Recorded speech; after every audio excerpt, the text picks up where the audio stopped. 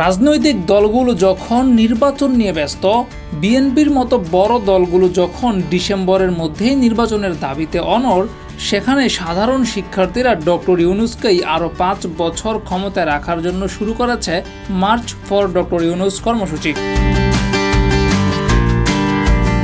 দেশের বিভিন্ন স্থানে মার্চ ফর ডক্টর ইউনূস কর্মসূচি পালনের খবর পাওয়া যাচ্ছে। তার মধ্যে সর্বশেষ রাজু ভাস্কর্যে এমনই চিত্রের দেখা মিলল।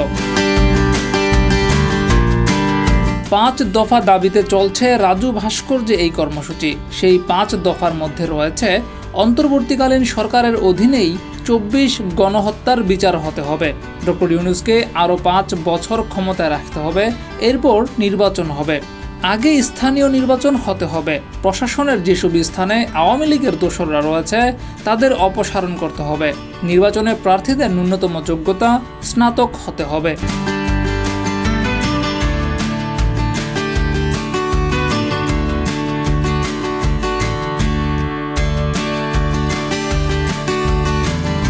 এই সময় বক্তারা বলেছেন, ডক্টর ইউনূসের মধ্যে আমরা দেশপ্রেম দেখেছি।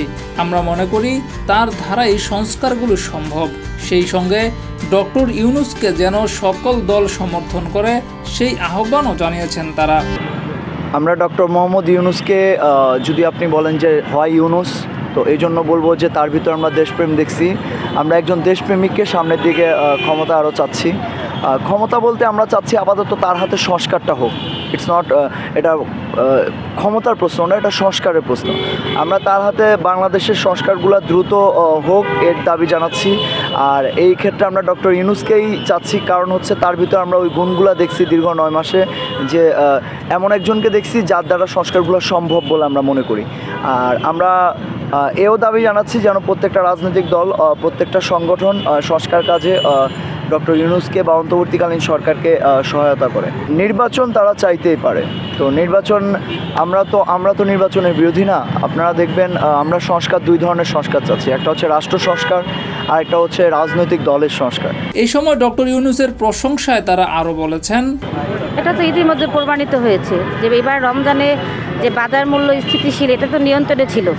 আমরা অন্যান্য বছর দেখতাম রমজান আসলে বাজারের দ্রব্যমূল্যর দাম মানে অনেক বেড়ে যেত, ডবল হইতো। এখন আমাদের ইউনূস সরকার থাকাতে আমরা দেখলাম যে এইবার রমজানে আমরা অনেক স্বস্তি পেয়েছি। বিভিন্ন সিন্ডিকেট হচ্ছে না, সিন্ডিকেটটাই আগে এটা নিয়ন্ত্রণ করা হয়েছে। তা না হলে তো রমজানে এত স্বল্প মূল্যে সব কিছুই আমরা পেতাম না। আর দেশের যেভাবে দেশ চলতেছে, দেশের গতিতে আলহামদুলিল্লাহ অনেক ভালো। ডক্টর ইউনূসকে নিয়ে এখন মার্চ ফর ডক্টর ইউনূস কর্মসূচি পালন করলেও পরবর্তীতে আমরণ কর্মসূচি দেওয়ারও ঘোষণা দেন বক্তারা। ডেস্ক রিপোর্ট, যুগের চিন্তা।